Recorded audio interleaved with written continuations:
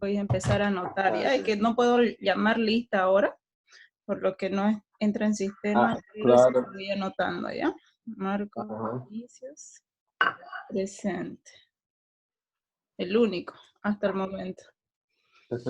¿Será que vas a ser mi único alumno hoy día? No creo, Mona Lisa igual va a entrar en un rato más. Yeah. Es que yo vivo con ella. Creo que ahí está Mona Lisa, ¿no? Conectándose. Sí, ya está. Y Hola, doctora. buen día, Mona Lisa. ¿Cómo está? ¿Todo bien? ¿Tú? ¿Todo bien? Todo bien, qué bueno, me alegro. ¿Es muy temprano para conectarse? No, ¿No? ¿Está bien? no. Está bien. Yeah. Porque hay gente que está durmiendo muy tarde. Sí. Y yo no, yo, Mona Lisa, y estamos durmiendo temprano. Ah, ya. Está muy bien. Ahí está Lizzy conectándose. Y vamos Hola, a... doctora. Buen día, Lizzy. ¿Cómo estás? Aquí con un poco de frío. ¿Frío? ¿En serio? No Sí, hace más frío. que frío. ¿No está con coronavirus? Tal vez. Creo. Yeah. Esperamos 2 minutitos más e iniciamos porque es un tema que yo pensé que habíamos avanzado ese tema con ustedes, pero ya revisando lo que les había enviado, no lo habíamos visto. Y es la clasificación sobre los sistemas de evaluación que se hacen en psicopatología, historia clínica y toda la nosología. Entonces eso vamos a avanzar ahora para que así ya completemos lo que hubiese tenido que ser su primer parcial.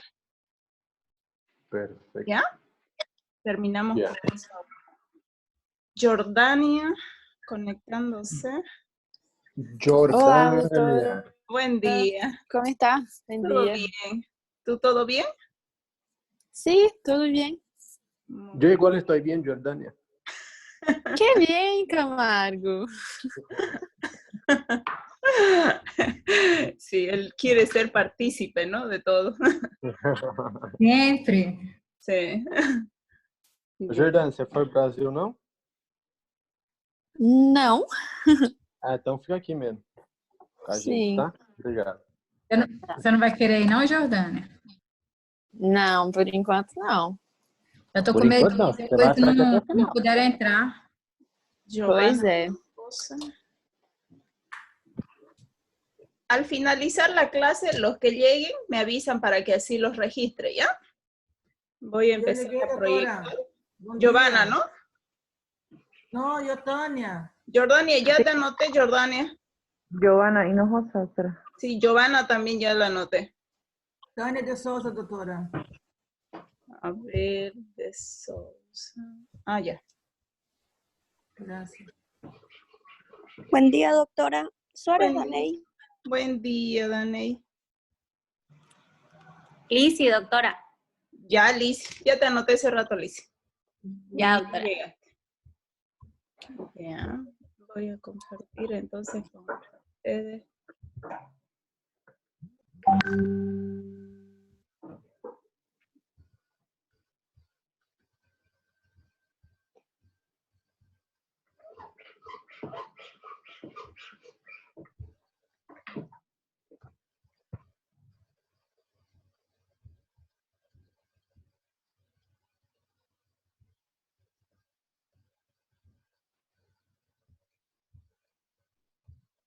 Y bueno, están entonces ustedes ya frente a su pantalla pudiendo observar los sistemas de clasificación que se ven en la materia de psicopatología, pero que en realidad son la base para la especialidad de psiquiatría. ¿Cuáles son esos sistemas de clasificación que nosotros vamos a ir a aprender el día de hoy? En realidad es toda una nomenclatura, así cuando ustedes ponen como que una categoría y al final colocan códigos, entonces esto sirve para que así tanto los profesionales en salud mental, psiquiatras, psicólogos puedan orientarse sobre especificaciones del diagnóstico del paciente.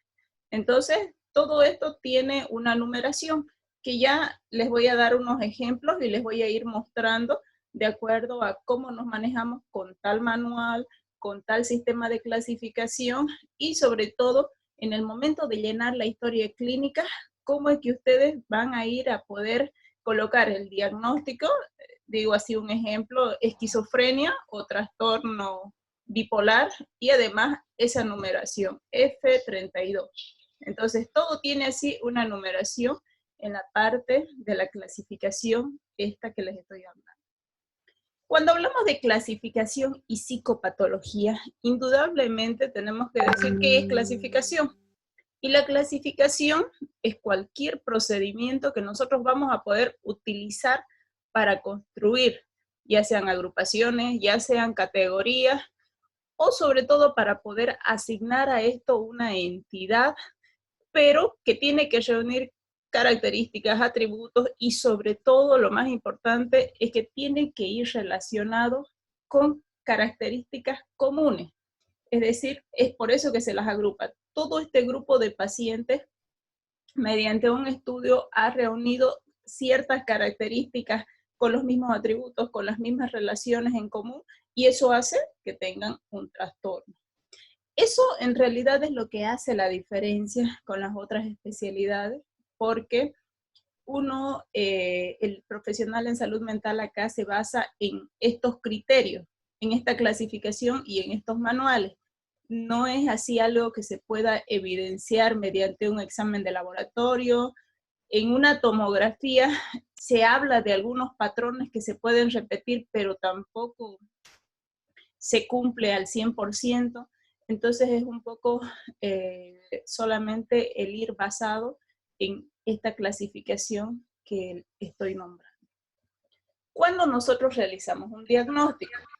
El diagnóstico viene acompañado de lo que es la asignación ya de los atributos que se va a dar a ese paciente, a ese usuario que tiene esta clínica. Por ejemplo, estoy hablando así, ¿no? De un ejemplo, un paciente que tiene esquizofrenia. Este paciente tiene atributos clínicos como que este paciente no duerme muy bien hace más de 6 meses, este paciente escucha voces durante ya más de 3, 4 meses, se ha aislado completamente de la parte laboral y social, está totalmente inmerso en él mismo, introvertido, no conversa con nadie, ha perdido el aseo personal, su descuido en general de su vestimenta, de lo que es todo lo referente a él, ya no existe. Entonces, esto ya son atributos clínicos de ese paciente. Y eso es lo que hace que posteriormente nosotros podamos ya decir, este paciente por tales y tales características tiene este diagnóstico. Seguimos avanzando. Y acá ya hablamos sobre la nosología. Y esto va usado en el ámbito clínico indistintamente de lo que sea ya la clasificación. Aquí podemos hacer dos menciones importantes. Una ya es el sistema clasificatorio y otro ya es las clasificaciones. En el sistema clasificatorio vamos a poder ver que favorece sobre todo a qué se pueda hacer una economía cognitiva.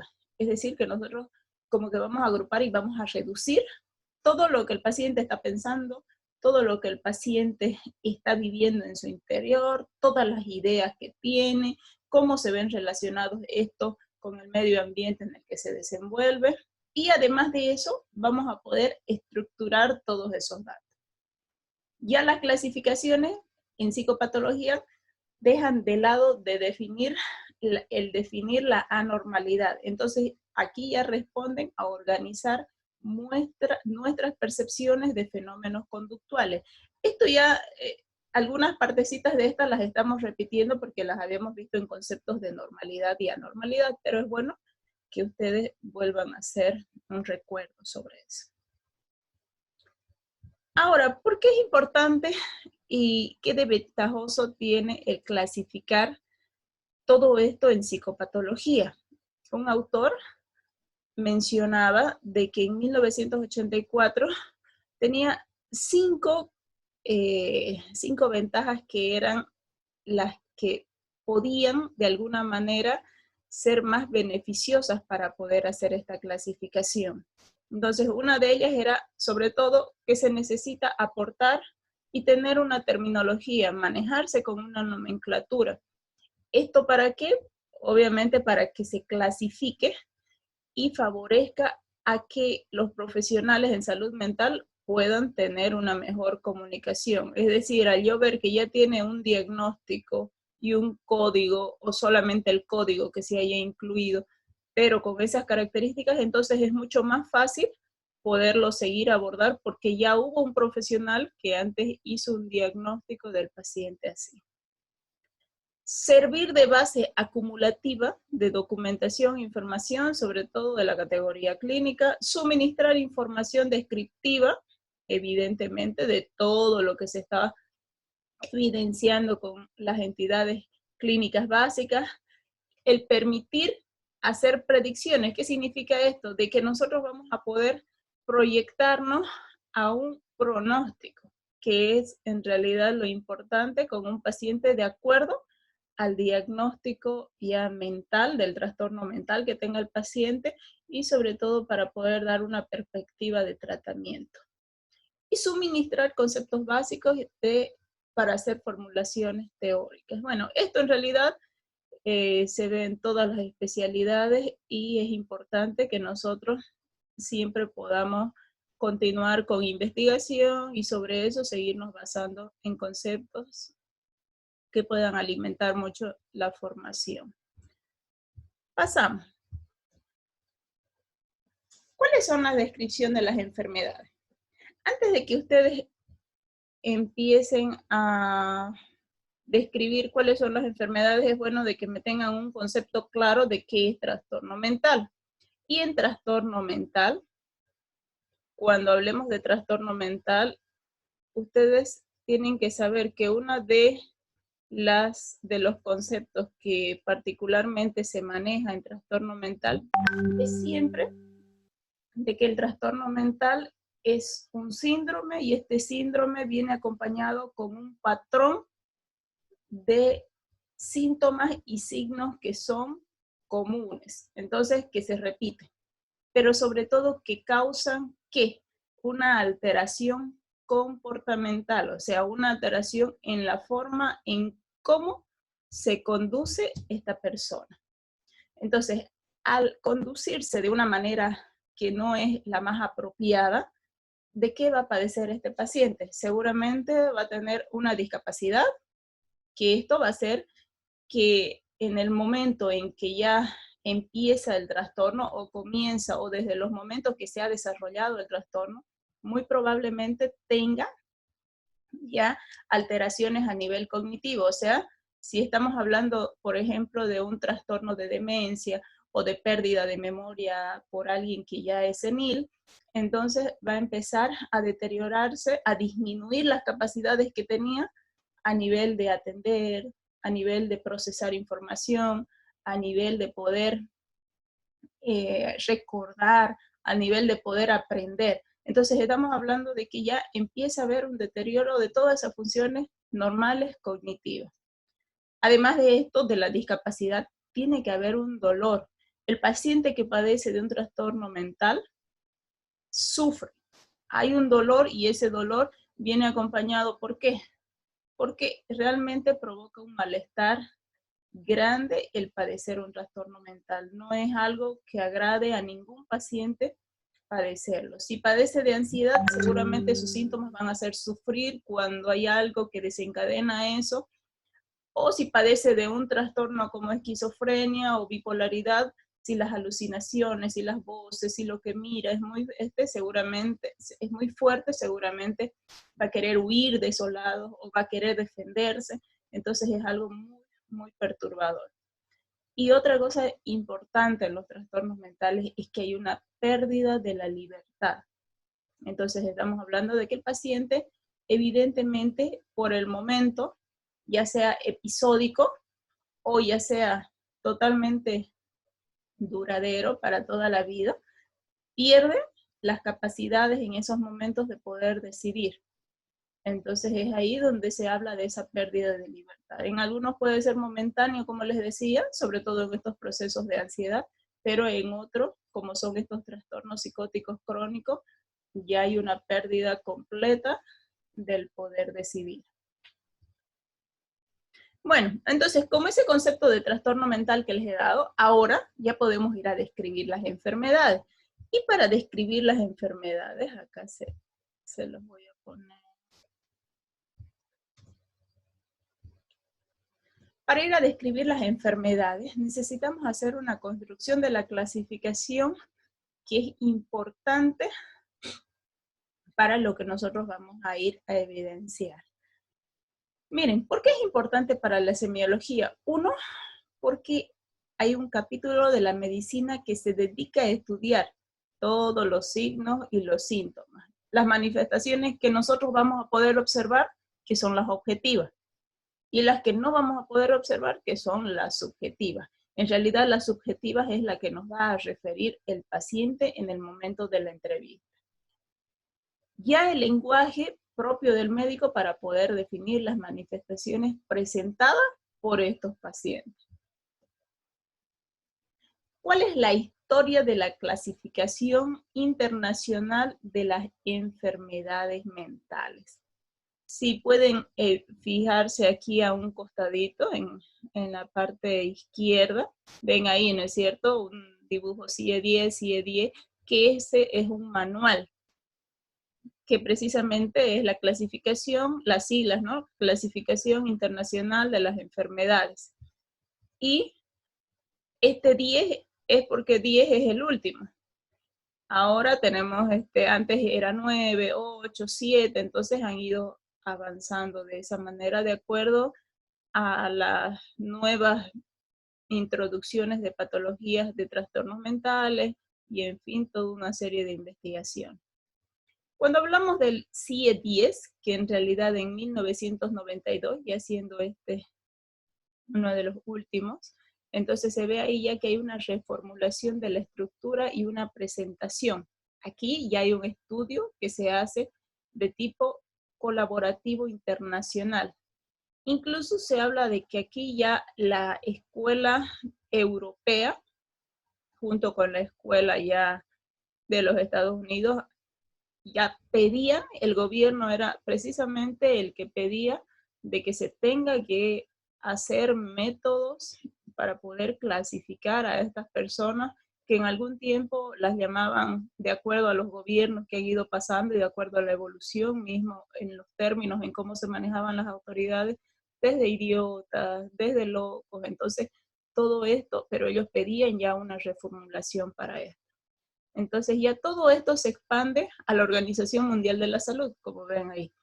Y ya se empieza a utilizar clasificaciones que van a ser las psiquiátricas y las modernas, que ahora, y vigentes, que han estado basadas en Kraepelin. Kraepelin era un psiquiatra, un famoso psiquiatra que él fue uno de los primeros que empezó con la signosintomatología descriptiva de lo que era la esquizofrenia e incluso los trastornos maníacos y depresivos. Entonces fue como que el padre de la psiquiatría en esos trastornos de tipo psicótico. Luego, el único sistema oficial que prevaleció junto a la Clasificación Internacional de las Enfermedades fue el sistema APA, que esa es la Asociación de Psiquiatría Americana. Ya esta siempre avala, digamos, ¿no? Todo lo que tiene que ver con las clasificaciones internacionales de enfermedades mentales. Y además de esto, que va ligado a lo que es el DSM. El DSM es como una Biblia para los psiquiatras, que tiene características en similitud y que van en concordancia con el CIE-10. Entonces el DSM es el Manual de Diagnóstico Estadístico de Desórdenes Mentales.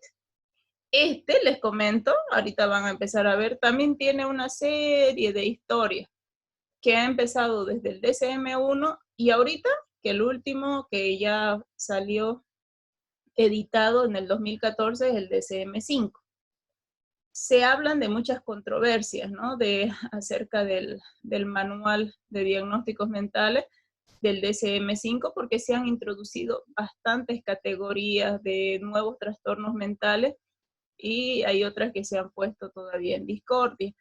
Pero el que actualmente manejamos los profesionales en salud mental y el que tiene una gama de trastornos mentales bien especificados, con una nomenclatura bien adecuada, es el DSM-4, que posteriormente se los voy a mostrar, para que así ustedes puedan evidenciar cómo se detallan ahí los trastornos mentales. Bueno, esa historia es una historia para que ustedes tomen en cuenta que ya, miren, desde 1965 ya había, ¿no? La creación y la formulación del manual de diagnóstico de desórdenes mentales. Entonces, esto ya empezó con una base psicoanalítica. Si en algún tiempo ustedes han podido escuchar sobre Sigmund Freud, sobre algún psicoanalista de esa época, se hablaba mucho ya en esa época de lo que era la neurosis.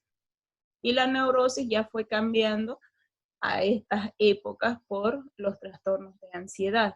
Entonces son trastornos, son enfermedades que han ido evolucionando a través del tiempo, pero que tienen similares características. Pasamos. Y acá ya en lo que habla el CIE-10 y el DSM-5, miren, precisamente de lo que les decía, que ya se hacen evaluaciones a un número significativo de casos clínicos.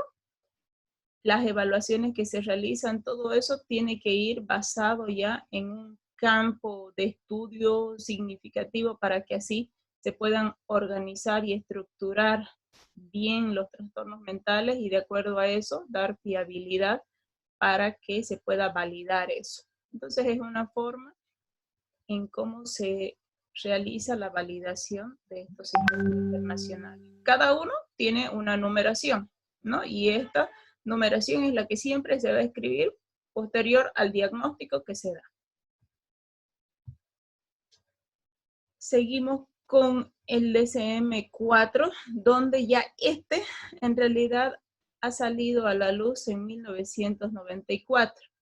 Y es precisamente el que les decía, el que tiene de alguna manera una organización y una confiabilidad sobre la que nos hemos estado basando todavía en estos tiempos, a pesar de que está el DSM-5, pero que tiene bastantes componentes interesantes y que sí caen en la clínica acertada del paciente. Entonces, todo esto se sigue utilizando, proporciona bastante información y sobre todo hay algo que no se pierde, que ahorita les voy a enseñar para que así ustedes cuando lleguen a psiquiatría no tengan ninguna dificultad en poder realizar una historia clínica. En el DSM-4 se utiliza el diagnóstico multiaxial.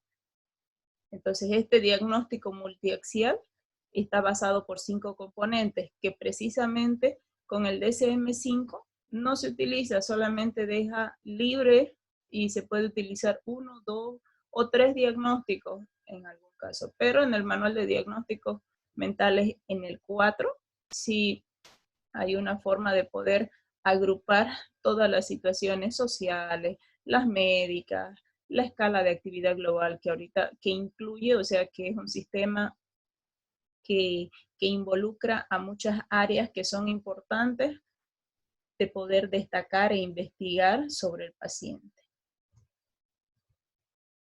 Esto paso rápido porque en realidad no hay mucho que redundar, pero aquí sí.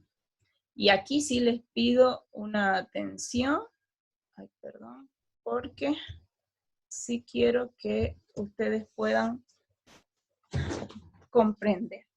Miren, cuando se hace un diagnóstico clínico, necesitamos primero entablar, cuando se hace, una historia clínica, nosotros al hacer ya un diagnóstico, en la segunda parte de, Voy a salir de acá para mostrarles lo que es una historia clínica, que creo que a ustedes nunca les he mostrado una historia clínica de...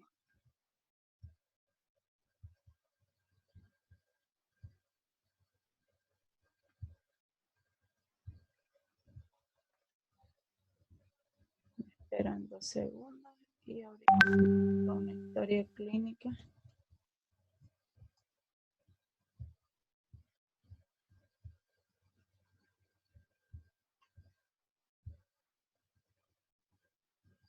Pueden observar, ¿no? En las pantallas, alumnos.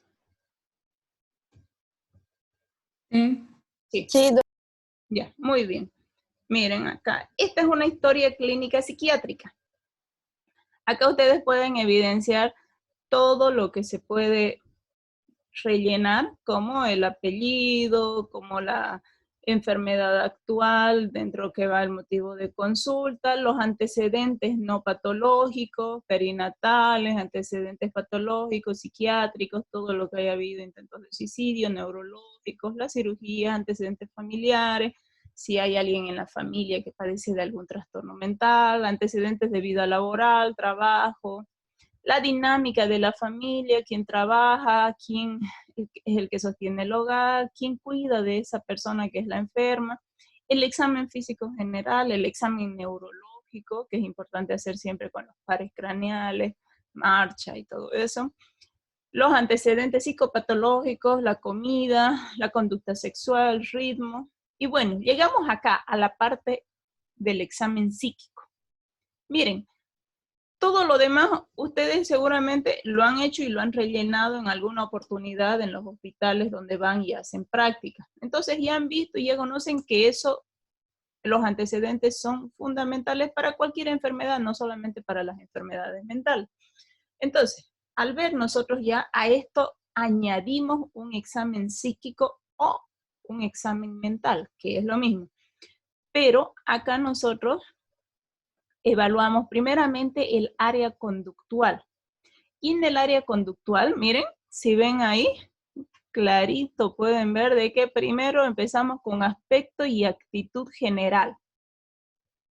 La edad aparente, la edad cronológica, vestimenta, colaboradora, hostil, punto, etc. Entonces, ¿se acuerdan en la anterior clase que habíamos avanzado aspecto y actitud, ¿no es cierto? Entonces, todo lo que ustedes puedan ir a observar, a poder interpretar de lo que sucede ahí con el paciente en el momento que ingresa a entrevista con ustedes y cómo es la actitud que tiene, entonces todo eso lo rellenan ahí.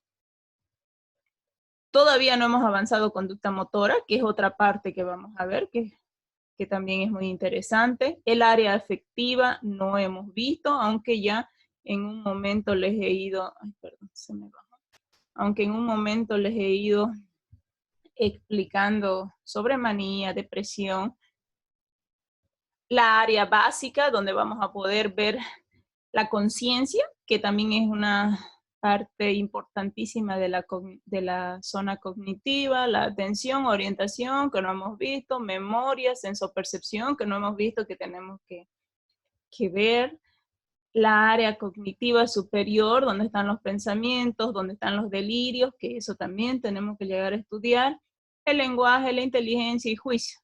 Miren, y ahí se terminó psicopatología. Terminamos.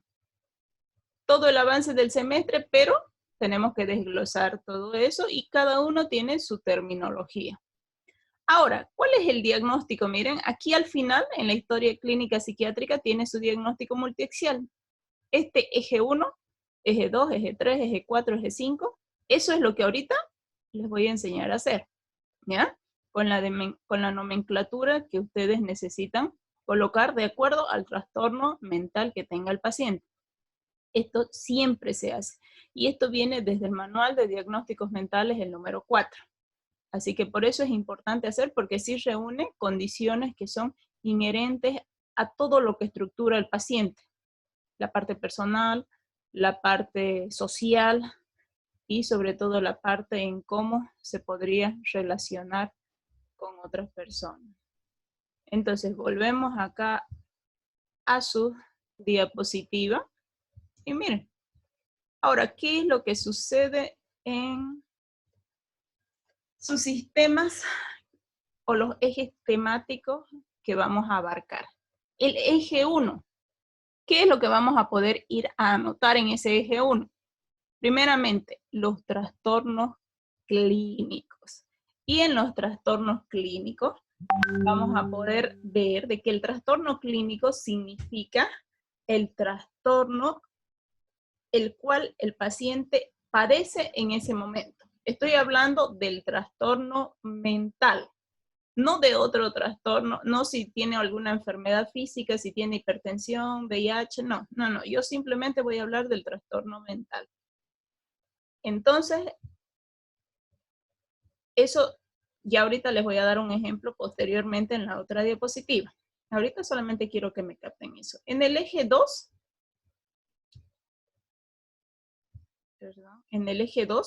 vamos a ver el trastorno de personalidad.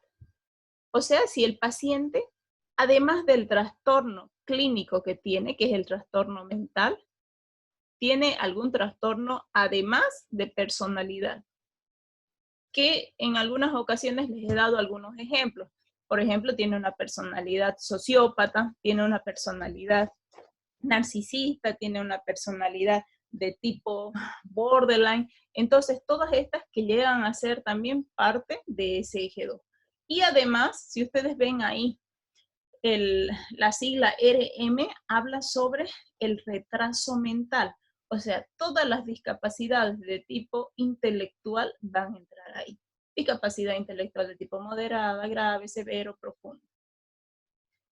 Y los mecanismos de defensa y características que sean desadaptativas, sobre todo de la personalidad de ese paciente. Estoy hablando que tal vez no tiene claramente un trastorno de personalidad, pero sí tiene rasgos.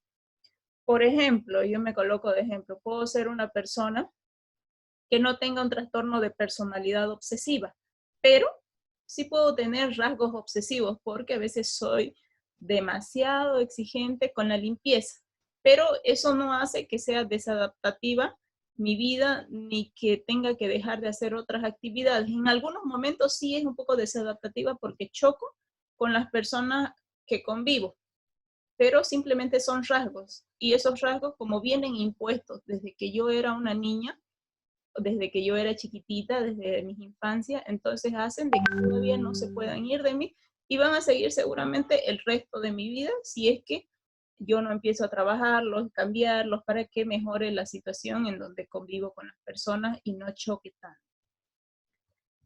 En el eje 3 vamos a ver las enfermedades médicas. Y las enfermedades médicas sí viene aquello que el paciente, además de tener el trastorno mental, puede tener. O sea, que podría tener un paciente tranquilamente una hipertensión, una diabetes, un VIH, una fractura de rótula, podría tener hipertiroidismo, hipotiroidismo, podría tener epilepsia, porque también es una enfermedad neurológica, podría tener cualquier tipo de enfermedad que tenga el paciente, ya sea como antecedente que haya tenido, es bueno anotarla, porque eso nos da siempre un pie para poder diagnosticar y sobre todo para poder realizar un pronóstico a largo plazo y no dejar de lado, porque lo médico es indudablemente importante.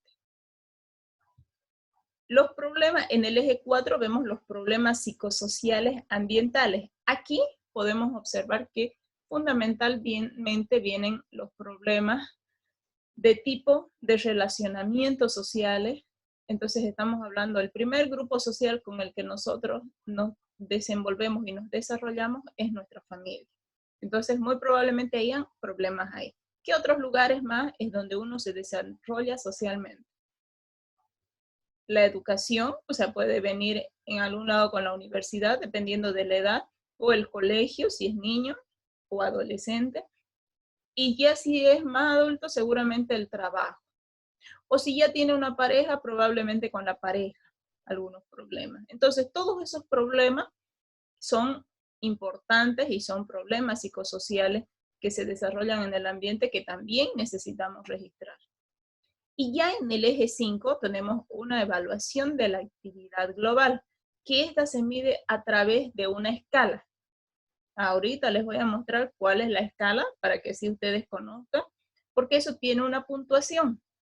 Y esa puntuación nosotros la hacemos de acuerdo a cómo se encuentra el paciente. No es necesario que se la aprendan de memoria, la actividad global, porque es un número significativo de palabras, pero sí tiene que ir en concordancia con el trastorno clínico. Porque si hay un paciente, estoy hablando, ¿no? De que un paciente con un trastorno clínico en el eje 1 tiene un diagnóstico de depresión grave, profunda, con intento suicida, seguramente en el eje 5 va a tener también así una puntuación bien baja, con riesgo de vida, con no poder cuidarse por sí mismo, con una oportunidad o una atención inmediata y apoyo constante. Entonces estoy hablando de que tiene que ir siempre en concordancia esa numeración con el eje 1. ¿Bien? Voy a tener que dejar esto acá, jóvenes, y los vuelvo a invitar en unos minutitos porque ya se me corta el sistema. ¿Ya? Ya, doctora. Muy bien.